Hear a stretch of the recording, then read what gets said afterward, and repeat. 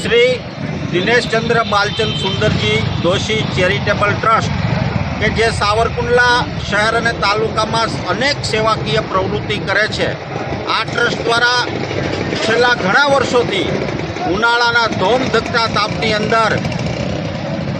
અહીંયા નીકળતા વટે માર્ગોને થોડી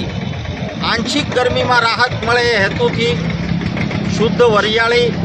સાકર, લીંબુ, આદુનો રસ આ મિશ્રિત શરબત તૈયાર કરી વિનામૂલ્યે અહીંયા વિતરણ કરીએ છીએ। તે અંતર્ગત આજે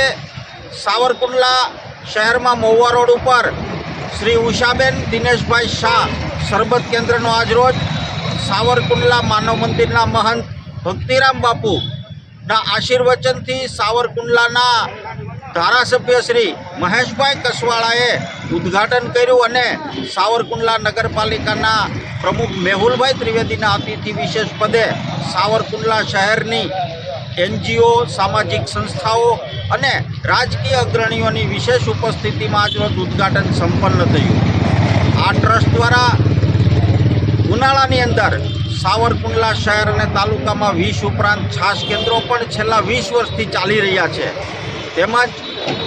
ગરીબ બાળક જે માણસો હોય એની દીકરીને જે પહોંચી શકે ને એવા માણસોની દીકરીના લગ્ન વખતે સાડીની સહાય તેમજ શિયાળાની અંદર ગરમ ધાબળા અને ગરમ કપડાનું વિતરણ પણ આ ટ્રસ્ટ દ્વારા કરવામાં આવે છે। તેમજ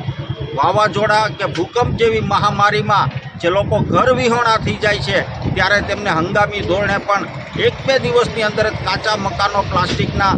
આ ટ્રસ્ટ દ્વારા તૈયાર કરી આપવામાં આવે છે। તે અંતર્ગત આજરોજ સાવરકુંડલામાં વરિયાળી શરબત કેન્દ્રનો શુભારંભ